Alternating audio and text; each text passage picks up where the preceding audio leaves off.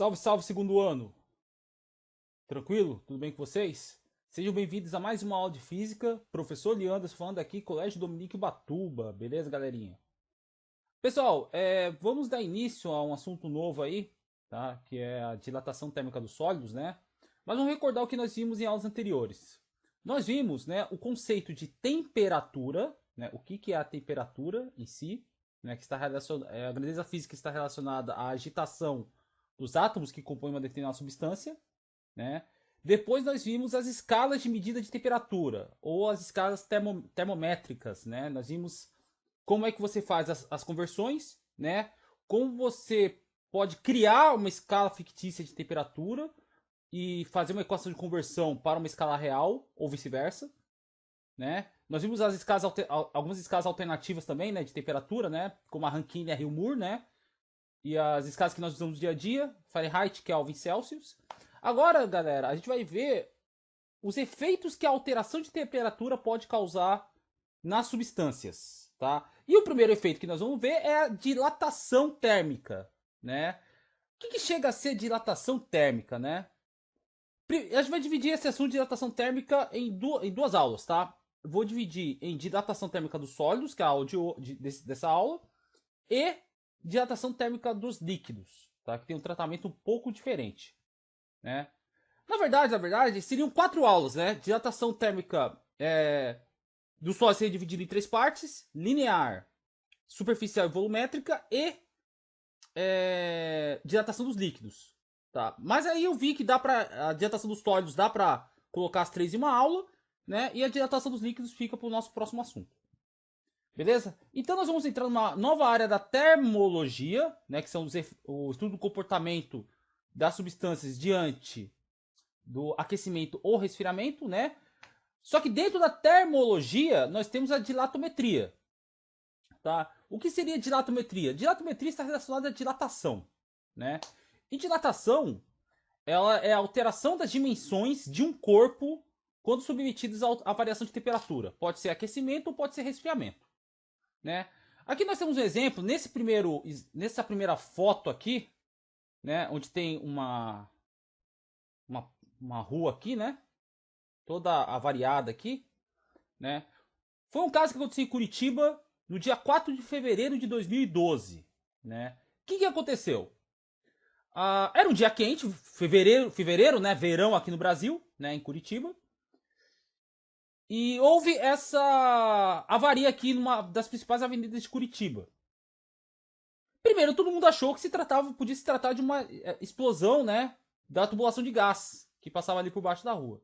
Só que depois os bombeiros verificaram, né? Fizeram a perícia, né? E foram emitir o laudo. Esta avaria ocorreu por quê? Porque, como estava um dia muito quente, houve uma alteração, né, nas dimensões, tanto no comprimento quanto na largura da rua, só que estava muito quente e dilatou demais, expandiu demais a rua, né? Como não tinha para onde correr, não tinha espaço, né, para se expandir, a rua acabou subindo aqui, né? Então foi devido a uma alta temperatura que foi incidida sobre essa superfície, ela causou uma expansão do material, como não tinha para onde expandir, não tinha nenhum espaço vago, a rua acabou subindo, né? Que estava dessa forma aqui, acabou aumentando aumentou as dimensões, né, da rua, vamos dizer assim, e acabou quebrando aqui, acabou subindo, né? Então, por que isso ocorre? Como isso ocorre, né? Conforme nós vimos anteriormente, a temperatura é uma grandeza física que está relacionada ao grau de agitação das moléculas. Então nós temos duas amostras aqui.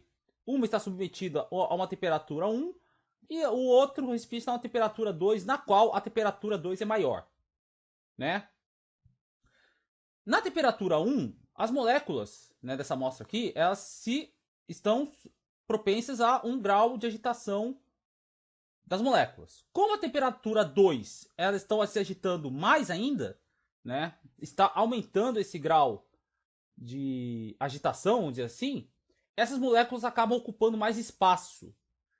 Aí você pega essa infinidade de moléculas, né? E todas elas estão ocupando mais espaço, o que acontece com o material? Acaba expandindo, tá?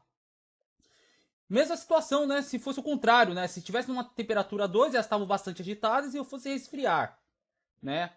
Então era um grau maior de agitação, passou para um grau menor, ocupa menos espaço, acaba contraindo, né? Então devido à variação de temperatura, você pode causar alterações no grau de agitação das moléculas, consequentemente acabou causando alterações, né, nas dimensões do, do corpo, né, do material. Beleza? Essa foto aqui de baixo, né, seria a solução para o caso da Avenida de Curitiba, tá? Que seriam juntas de dilatação, né? Que é isso? Quando vocês passam por uma ponte, né, normalmente vocês vão ver entre determinados partes da ponte essas juntas aqui, ó, de aço aqui, né? Eu não sei se dá para enxergar, mas você tem placas de barras de ferro com pequenos espaços, bem pequenos mesmo, né? Para que serve isso, tá? Porque em dias muito quentes, quando a ponte está submetida a uma alta temperatura, há alterações nas dimensões da ponte, ela acaba aumentando a temperatura, né? Só que quando não tem essas juntas de dilatação, fosse uma ponte contínua sem essas juntas, acaba criando rachaduras e acaba trincas, fissuras, né? E acaba comprometendo a segurança da ponte. Então você tem que ter essas juntas de trechos em trechos da ponte. Não vai somente para pontes não, tá, galera? Vale também para linhas de trem, tá? Ou outras superfícies, né? Lajes, né? Lajes de casas, né? Então precisa ter esses espaços para que quando a o aumento de temperatura, né, para que haja para que essa superfície, esse corpo possa se expandir ou contrair também, né, sem danificar a estrutura, né? Então, aqui no caso de Curitiba foi um erro de projeto, pode ter sido um erro de projeto, tá? Que não levou em consideração a alteração das dimensões da rua, né? Causadas pela dilatação térmica, né, da rua, né, do asfalto, enfim. Beleza? Então, o primeiro tipo de dilatação, de alteração de dimensões que nós vamos ver é a dilatação linear dos sólidos. O que significa isso, né? Eu pego essa barra aqui, tá? Ela tem um comprimento inicial L0, né? E essa barra acaba sendo aquecida. Tudo bem que está exagerando muito, tá? Não dilata tanto assim, tá, galera? Só para deixar bem claro, depois vocês vão entender o porquê, né? Então você aquece e acaba aumentando a temperatura, acaba variando, né, no comprimento ΔL, quando submetida a uma certa temperatura. Beleza? Como eu calculo essa variação de comprimento? Porque como é linear, está alterando apenas uma dimensão, tá? Essa espessura dessa barra está sendo desprezada. É como se fosse uma barra de espessura desprezível, né? Então, para a gente calcular essa variação de comprimento, a gente calcula através dessa equação aqui, né? ΔL, que é a variação de temperatura, é igual a alfa, que é uma característica do material, tá? Que é o coeficiente, esse alfa aqui, galera, ele é chamado de coeficiente de dilatação linear, tá? Que é uma característica do material. O L0 é o comprimento inicial, né? O L0 é o comprimento inicial da barra e o ΔT é a variação de temperatura. Lembrando que ΔT, né, vai ser sempre temperatura final menos temperatura inicial. Então, se eu quiser saber qual foi a variação de comprimento, ΔL é alfa L0 ΔT. Beleza? Ah, professor, mas eu quero saber o comprimento final dessa barra, né? Se ele me deu o comprimento inicial. Então, se eu quiser saber o comprimento final, é só transformar ΔL em L final menos L, eu vou chamar de L0, tá? L inicial.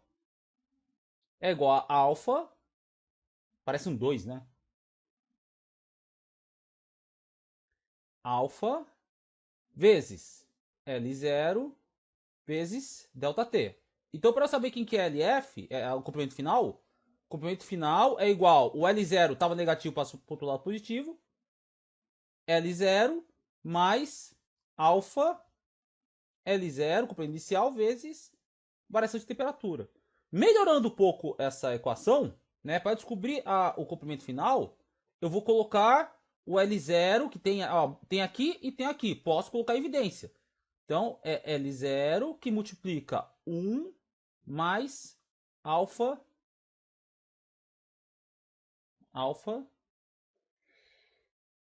vezes variação de temperatura. Beleza? Então, se eu quiser saber qual foi o comprimento final, é só usar essa equação aqui. Agora nós vamos falar um pouco sobre esse alfa aqui, né, que é o coeficiente de dilatação linear. Tá? Normalmente não. Esses coeficientes, dependendo do material, são tabelados. Tá? Tem na apostila aqui, se você for na página 17, tá? Consta os alfas, né, de vários materiais aqui, ó. Chumbo, zinco, alumínio, latão, prata. Do chumbo vale 29. Pessoal, só toma cuidado, tá? Que tá tabelado em 10 elevado a menos 6, tá? Então, se eu pegar o alfa do chumbo, por exemplo, tá? É de 29 vezes 10 elevado a menos 6 graus Celsius elevado a menos 1, tá? Aí, qual que é o significado físico desse alfa, tá? Vamos pensar um pouco. Vamos olhar para a equação a equação da dilatação linear dos sólidos, tá? Essa aqui, ΔL é igual a alfa mais L0 vezes ΔT. Se eu isolar alfa e olhar para as unidades de medida das outras grandezas físicas, né? A unidade do Sistema Internacional do comprimento é metro. Metro é igual a alfa, que eu não sei a unidade do alfa, né? O L0, a unidade é dada em metros do Sistema Internacional. E o ΔT, no Sistema Internacional, a unidade é Kelvin. Tá? Então, minha unidade de alfa no Sistema Internacional é igual a metro dividido por metro vezes Kelvin. Tá certo? O que significa isso? Tá? Que para cada metro do corpo original e aumentar em 1 Kelvin, vai variar tantos metros. Tá? Só que tem um detalhe. A unidade do Sistema Internacional nessa tabela está em graus Celsius. Por quê? Porque a variação de 1 grau, de 1 Kelvin, desculpa, de 1 Kelvin é igual exatamente a 1 Celsius. Então eu posso colocar metro vezes 1 grau Celsius, tá? Sendo que a unidade, né, se for eu cancelo esse metro com esse metro, eu vou ter 1 sobre graus Celsius, né, ou Celsius elevado a menos 1, tá? Essa é a unidade do alfa, beleza? Mas agora eu vou explicar o significado físico. Então vamos pegar o chumbo. Vamos supor que eu pegue uma barra de chumbo, né, de 1 metro. Comprimento igual a 1 metro, uma barra de chumbo, tá? Então significa que para cada 1 metro de chumbo, né, ele vai variar 29 vezes 10. Então meu ΔL, vamos dizer assim, né, vai ser de 29 vezes 10 elevado a menos 6 metros para cada metro do comprimento original dessa barra de chumbo. Tá? Então, se eu tiver 1 metro o comprimento original, cada 1 grau Celsius que eu subir, ele vai variar esse comprimento aqui. né? 29 vezes 10 elevado a menos 6. Que é a mesma coisa que 0,002. Ou, desculpa. Que vai ser igual. Vou melhorar aqui.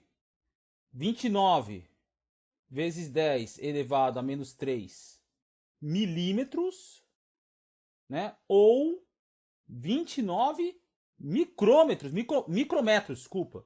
Micrometros, tá? É muito pouca coisa.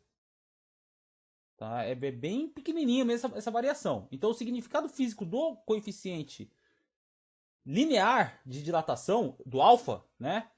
É que que vai variar 29 micrometros para cada 1 metro do comprimento original. Isso quer dizer o alfa, tá bom? Então tem materiais que dilatam mais, tem materiais que dilatam menos. Por exemplo, você pega a porcelana, né? O alfa da porcelana, né, é de 3 vezes 10 elevado a menos 6 Celsius elevado a menos 1, tá? Então, pessoal, só cuidado, tá? Relembrando, no sistema internacional, a unidade de alfa, no sistema internacional, a unidade de alfa é dada em Kelvin elevado a menos 1, tá? Só que eu posso usar graus Celsius elevado a menos 1, né? Por conta da igualdade da variação entre graus Celsius e Kelvin, né? Que 1 grau Celsius varia exatamente 1 Kelvin por conta da equação de conversão que nós vimos na aula passada. Beleza? Então, a dilatação linear ela é dada por esta equação. ΔL é igual a alfa mais alfa vezes L0 ΔT.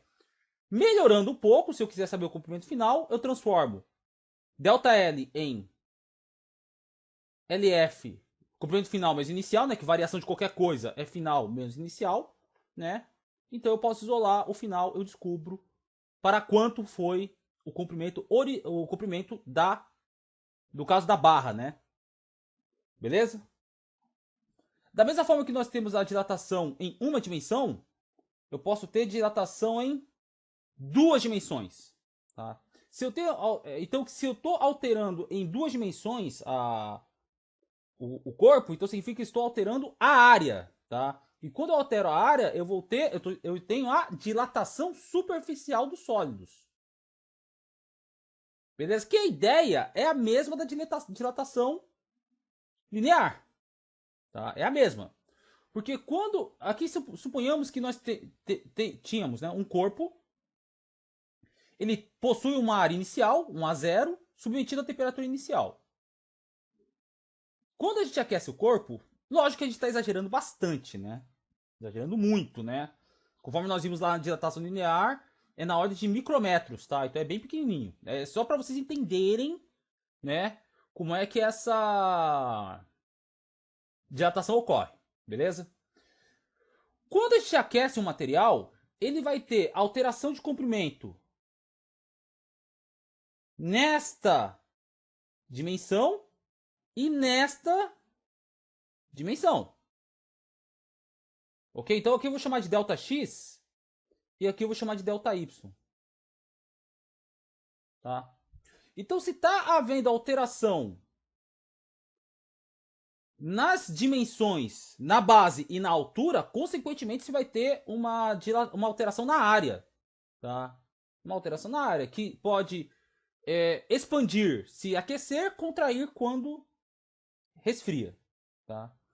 E a dilatação superficial dos sólidos, a ideia é basicamente a mesma, né? Porque lembra lá no dilatação linear que é ΔL é igual a alfa, que é o coeficiente de dilatação linear, vezes o comprimento inicial, vezes ΔT. Né? Na área, a mesma coisa, variação de área é igual a esse beta aqui. Pessoal, o que é o beta? O beta, ele é o coeficiente de dilatação superficial. Coeficiente de dilatação superficial, ou seja, de área, né? Área é a mesma coisa que superfície, né?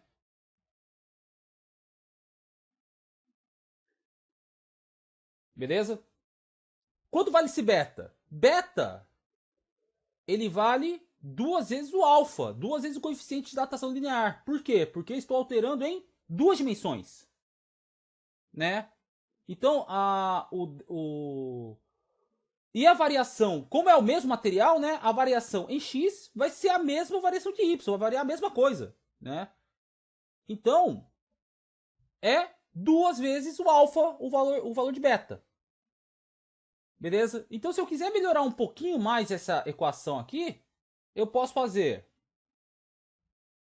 variação de área. Pessoal, variação de área é a mesma coisa que a área final menos a área inicial. Então, a área final menos a área inicial, vou chamar de A0, tá?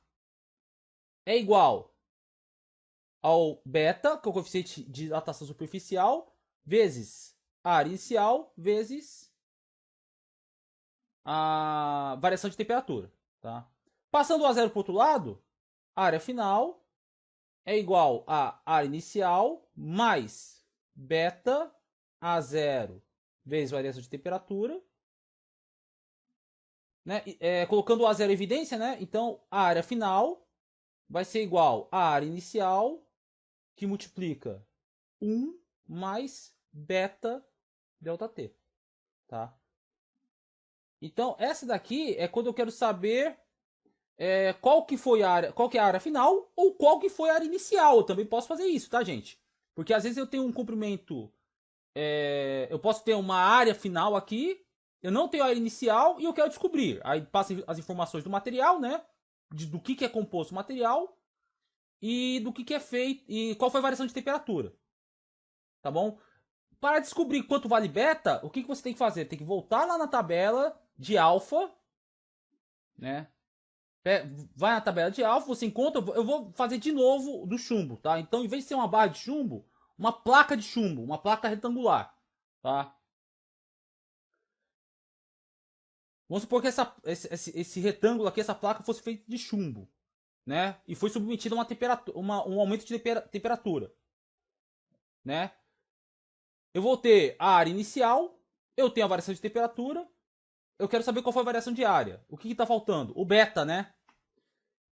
Como o alfa do chumbo é de 29 vezes 10 elevado a menos 6 graus Celsius elevado a menos 1, o beta é só multiplicar por 2.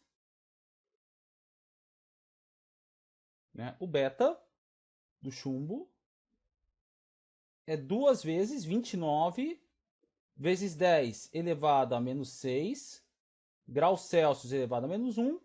Beta do chumbo é igual a 58 vezes 10 elevado a menos 6 graus Celsius elevado a menos 1. Tá? Então, esse é o valor do beta. Então, como o alfa ele vai ser sempre tabelado, né? Então, quando você tiver o beta, né? E depois eu vou explicar sobre o gama, que existe a dilatação volumétrica também, tá? Você sempre vai usar o alfa como referência. Né? Então, quando estiver calculando a alteração de área, então eu vou lá na tabela de alfa, né? E como eu quero saber a alteração de área, eu multiplico o alfa, né, que é o coeficiente linear, né, de dilatação, por 2, tá? Da mesma forma, eu tenho a dilatação volumétrica, né? Eu posso pegar um cubo ou um paralelepípedo que seja, né, que é o caso aqui da figura aqui.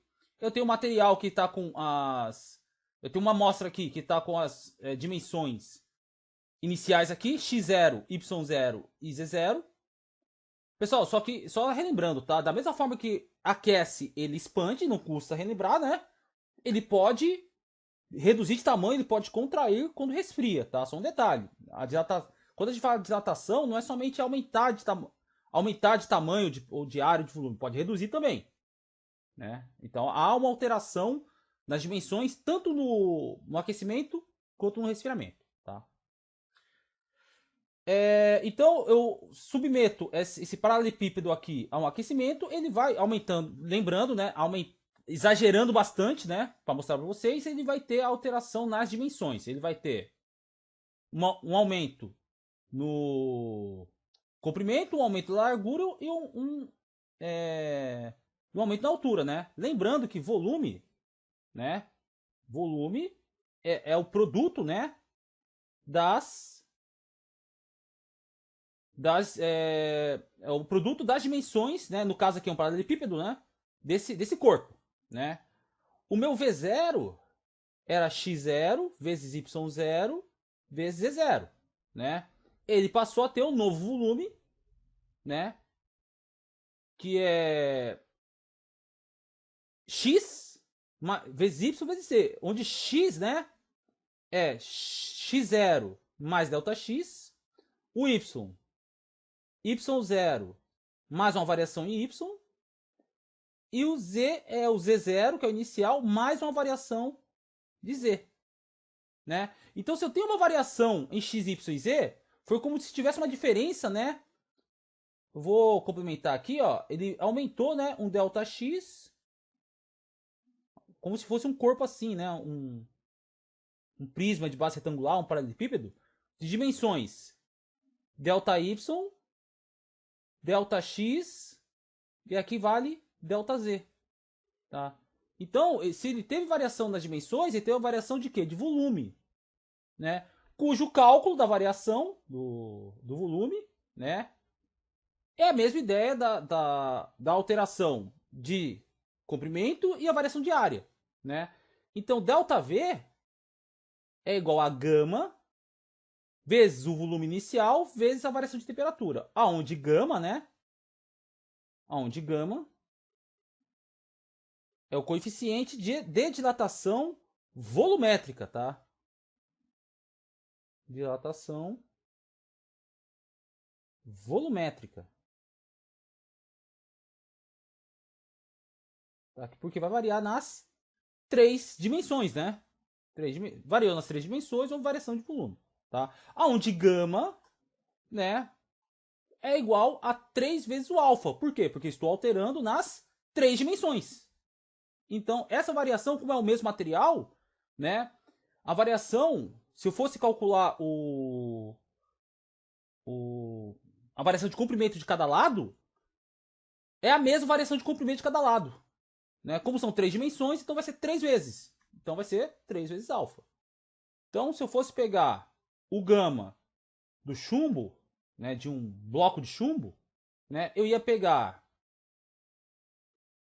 e multiplicar por 3 o coeficiente linear do chumbo, que é igual a 3 vezes 29 vezes 10 elevado a menos 6, né? E o resultado, né, do gama do chumbo é igual a 87 vezes 10 elevado a menos 6 graus Celsius elevado a menos 1. Tá? Então a ideia, pessoal, é sempre a mesma. Tá? Você só tem que tomar cuidado com o que está sendo pedido. Tá? Se é a dilatação linear, superficial ou volumétrica. Se é a alteração de comprimento, de área ou de volume. A ideia é exatamente a mesma. Tá bom? Na apostila aqui tem uma demonstração, tá, da dilatação superficial, tá? Só que eu não vou perder tempo com, senão o vídeo vai ficar muito comprido, né? Mas se você entender essas ideias, você pegar a ideia da dilatação linear e levar para dilatação superficial e volumétrica, vocês não terão grandes dificuldades. Beleza? E para finalizar, né? A relação entre os coeficientes de dilatação, tá? Conforme eu acabei de falar, o beta ele vale 2 vezes alfa e o gama ele vale 3 vezes alfa, tá? Normalmente, gente, conforme eu falei agora há pouco, nos livros de física, tá? Inclusive, essa tabela aqui, ó, se você for pegar a fonte dessa tabela, é de um livro de física que a gente usa bastante no nível superior, né? Que é o Fundamentos de Física do Halliday, volume 2, né? Que fala sobre termodinâmica. Termodinâmica, ondulatória, McFlu, tá? Então, os livros de física, normalmente, eles trazem tabelados o coeficiente de dilatação linear, o alfa, né? Conforme eu acabei de falar, ele pede alteração de volume, ele quer que você calcule a variação de volume ou de área, por exemplo.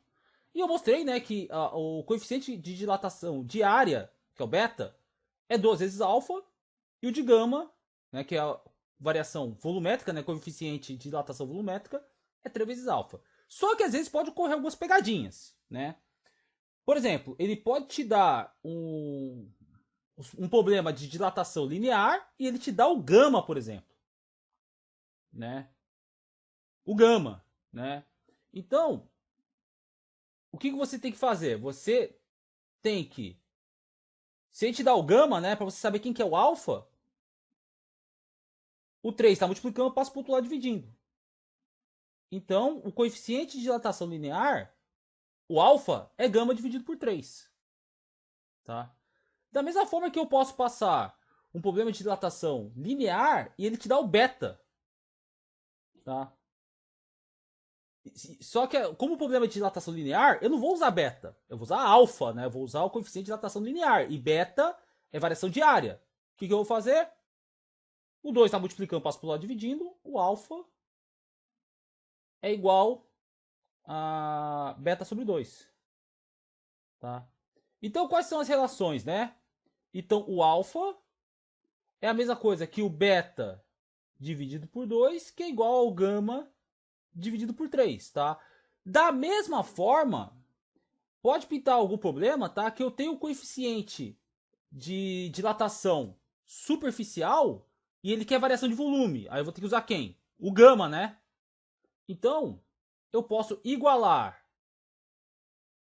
o beta dividido por 2 por gama dividido por 3. Aí você vê quem que você quer usar, né? Beta sobre 2 é igual a gama dividido por 3. Por exemplo, eu quero descobrir quem que é o gama. Então, gama é a mesma coisa que 3 meios de beta. Ah, não, eu quero descobrir quem que é o beta. Então, beta é igual a 2 terços de gama, tá? É uma curiosidade, tá, gente? Só para você saber a relação entre os coeficientes de dilatação. Mas se você memorizar que o beta é igual a 2 vezes alfa e o gama é igual a 3 vezes o alfa, tá? Essa relação aqui acaba sendo automática. Beleza, galera? Então, por essa aula é isso, tá? Então, o vídeo tá um pouco longo, meia hora, mas eu resumi 3 aulas em uma, né? Agora, nos nossos encontros relativos à dilatometria dos sólidos, a gente vai fazer basicamente exercícios. Recomendo esses exercícios aqui, né? São bastante exercícios, acho que são 15 exercícios, tá? Acho que é dividir, acho que é 5 em cada, ou das 3 séries é de 6, outras 2 de 5, tá?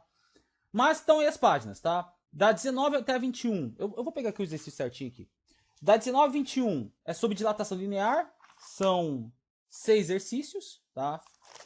A página 23 e 24 é sobre dilatação superficial, que é variação diária. São mais 5 exercícios, já foram 10, tá? E das páginas 25 e 26, dilatação volumétrica, tá? Mais 5 exercícios. Então são 15 exercícios mesmo, do volume 6. Beleza, gente? Então, é isso aí. Pratiquem, tá? Não deixem para o professor resolver. É um assunto que não demanda uma matemática sofisticada, nem grandes abstrações, tá? É bem tranquilo, né? Eu sei que o conteúdo... Eu sei que professor, é fácil falar porque você só estuda física, você é um professor, né? Eu até concordo porque vocês têm uma gama enorme de coisas para saber, para memorizar, enfim, né? Para usar no futuro aí para vestibulares, enfim. Mas pelo menos comparando a outras áreas da física, essa pelo menos é bem sossegada. Tranquilo, pessoal? Então é isso aí. Um abraço a todos, cuide-se, bons estudos e até o nosso encontro relativo à dilatometria dos sólidos. Bye!